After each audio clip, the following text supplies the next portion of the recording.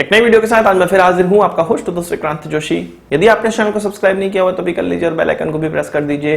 यदि आप मुझे सोशल मीडिया पर फॉलो करना चाहते हैं, लिंक डिस्क्रिप्शन में मिल जाएगा और स्क्रीन पर भी मिल जाएगा। आपने और हमने कई बार यह देख लिया है कि किस प्रकार से हमास के रॉकेटों को इजराइल का आयरन डोम एयर डिफेंस सिस्टम निस्तेनाबूद कर देता है और अपने सिविलियन लोगों की जान बचा लेता है। पर इनमें कुछ रॉकेट हैं जो उन सिविलियंस पे गिरते हैं और उनकी मृत्यु हो जाती है या इजरायली नागरिकों की भी मृत्यु हो जाती है। हमने इन रॉकेटों के इंटरसेप्शन की कई तस्वीरें भी देखी हैं, वीडियोस भी देखी हैं और कई दावे भी सुने हैं।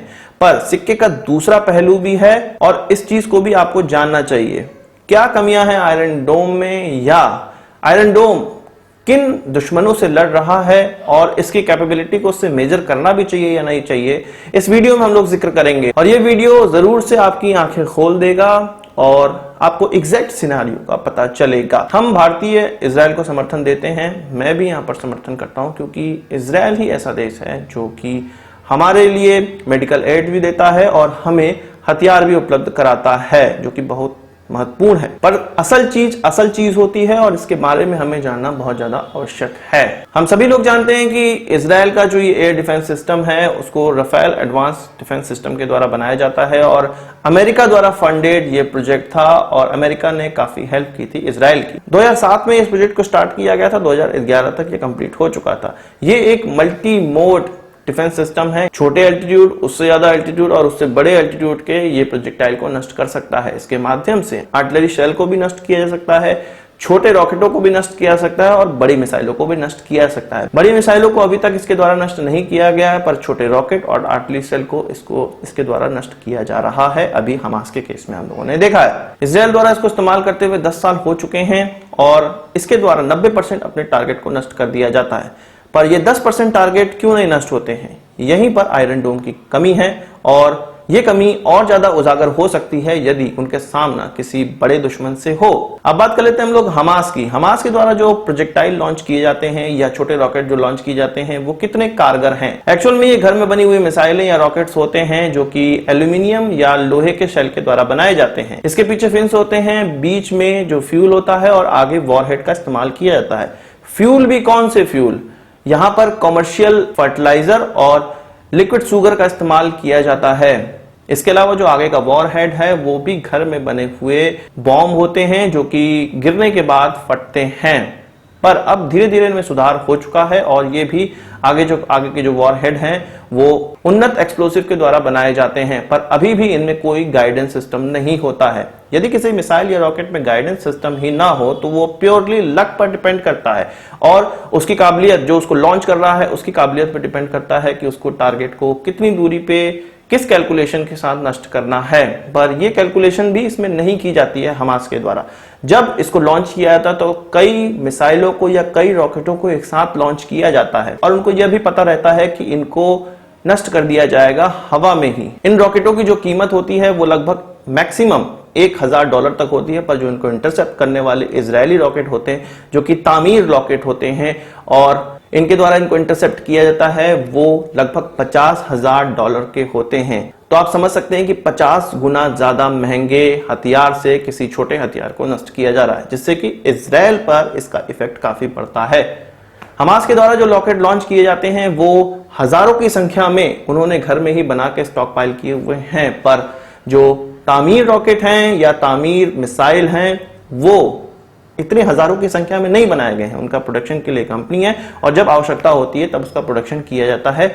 या आप कह सकते हैं कि यदि 10,000 की संख्या में हमास अपने रॉकेटों को लॉन्च करे तो इतनी संख्या में इजराइल उसको लॉन्च नहीं कर पाएगा। इसीलिए वो एयर स्ट्राइक का इस्तेमाल भी करते हैं कई बार। हमास के द्वारा जो घर में बनाए हुए रॉकेट्स होते हैं उनको कसाम रॉकेट कहते हैं और आयरन डोम का पहले नाम एंटी कसाम सिस्टम रखा जा रहा था, पर फिर उसको आयरन डोम कर दिया गया।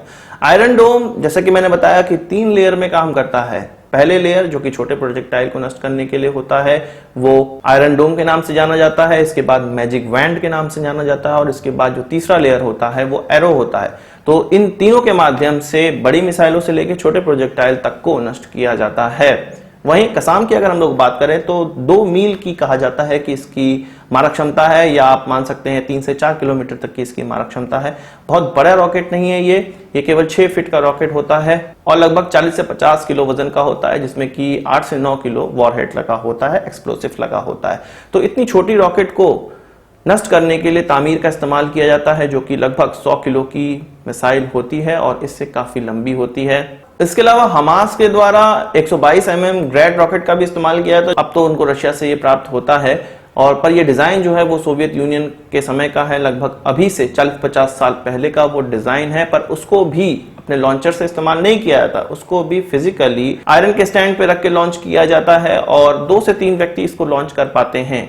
तो इस प्रकार की छोटी रॉकेट्स हमास के द्वारा लॉन्च किए जाते हैं। आयरन डोम की अगर वीकनेस की हम लोग बात करें तो वो किसी भी मिसाइल डिफेंस सिस्टम की वीकनेस होती है, उसका एक सैचुरेशन पॉइंट होता है। किसी भी मिसाइल डिफेंस सिस्टम के द्वारा कुछ मिसाइलें अगर एक साथ लॉन्च हो जाएं तो उसकी एक ट्रैकिंग होती है कि ये इतने मिसाइलों को ट्रैक कर सकता है और इतने मिसाइलों को नष्ट कर सकता है।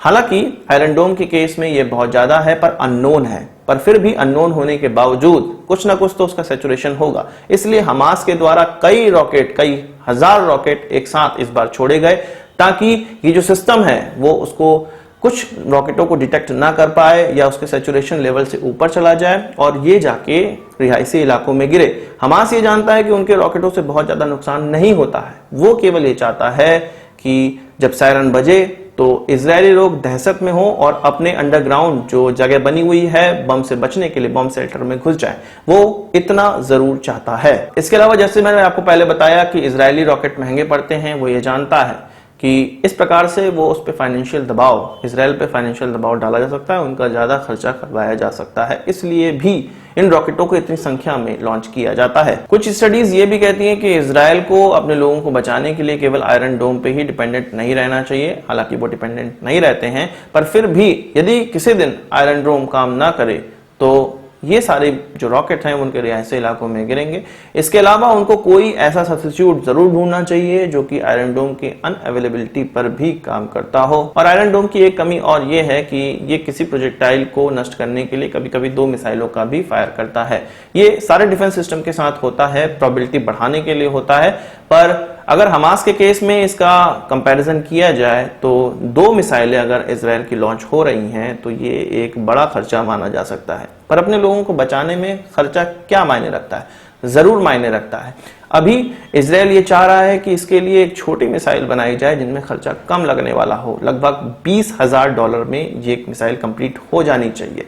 खर्चा जरूर मायने रखता है, इसीलिए तो हम छोटी दूरी की, बड़ी दूरी की मारक क्षमता वाली मिसाइलें बनाते हैं। छोटी दूरी की मारक क्षमता वाली जगहों पर बड़ी दूरी की मारक क्षमता वाली मिसाइलें इस्तेमाल नहीं करते हैं, क्योंकि खर्चा महत्व रखता है।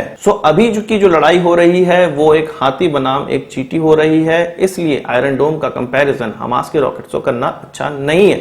आयरन डोम एक अच्छा सिस्टम है और भारत, साउथ कोरिया और यूएस जैसे देशों के लिए भी इसको प्रोजेक्ट किया गया था, बेचने का प्रयास किया गया था, पर इन देशों के द्वारा इसको नहीं खरीदा गया क्योंकि अमेरिकन सिस्टम ज्यादा जगह बिकते हैं और भारत ने तो S-400 को खरीदने का फैसला किया है।